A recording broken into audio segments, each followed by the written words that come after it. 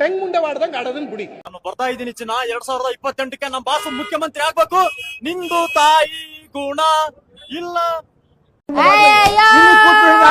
ನಿಂದು ನಿನ್ನ ಪಾಲಿಗೆ ಎಂದು ದೇವ್ರು ಕಾಣಯ್ಯ.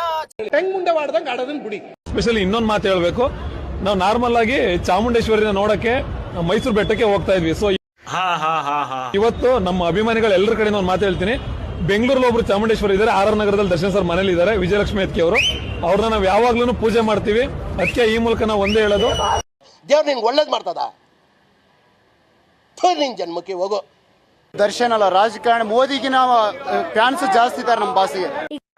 ಇಲ್ಲ ಸರ್, ಸುಳ್ಳ ನಮ್ಮ ಬಾಸ್ಗೆ ಇದ್ದಷ್ಟು ಫ್ಯಾನ್ಸ್ ಯಾರಿಗೆ ಇರಕ್ಕಾಗಲ್ಲ, ಮುಂದೆನೂ ಇಲ್ಲ ಹಿಂದೆನೂ ಇರಕ್ಕಾಗಲ್ಲ. ಆಯ್ತು ಹೋಗಿ ಸರ್, ನಿಮ್ದಕ್ಕೊಂದು ಆಯ್ತು ಹಾಕೋಗಿ. ಆದ್ರೆ ಎನಿ ಟೈಮ್ ಜೊತೆಗೆ ಇರ್ತೀವಿ ನಾವು ಎಲ್ಲ. ತಲೆ ಕೊಟ್ಟ ಮ್ಯಾಗೆ ಒಬ್ಬಟ್ನಾಗೆ ಊರ್ನ ತುಂಬದಾಗೆ ಬುದ್ಧಿನೂ ಕೊಟ್ಟಿರ್ತಾನೆ ದ್ಯಾವ್ರು.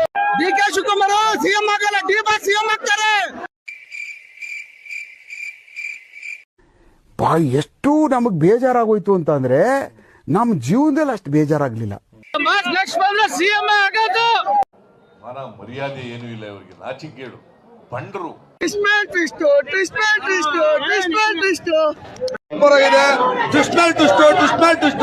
ಎರಡನೇ ಭಾಗ ವೇಟ್ ಮಾಡ್ಬೇಕು ನಾವು. ಬ್ರೋ ಏನ್ ಇಟ್ಟಿದ್ದಾನೆ ಬ್ರೋ, ಯಪ್ಪ ಆ ಪ್ರಶಾಂತ್ ನೀಲ್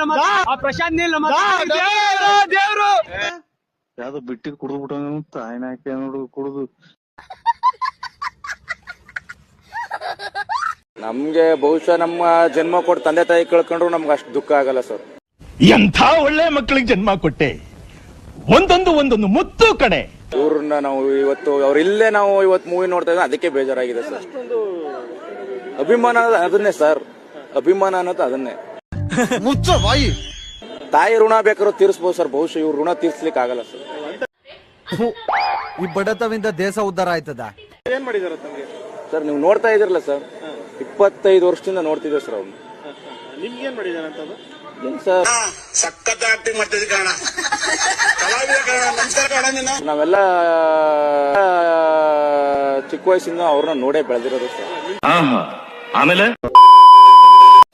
ಇಷ್ಟ ಹೇಳಕ್ ಇಷ್ಟಪಡ್ತೀನಿ. ಓಕೆ ಫ್ರೆಂಡ್, ಬಾಯ್.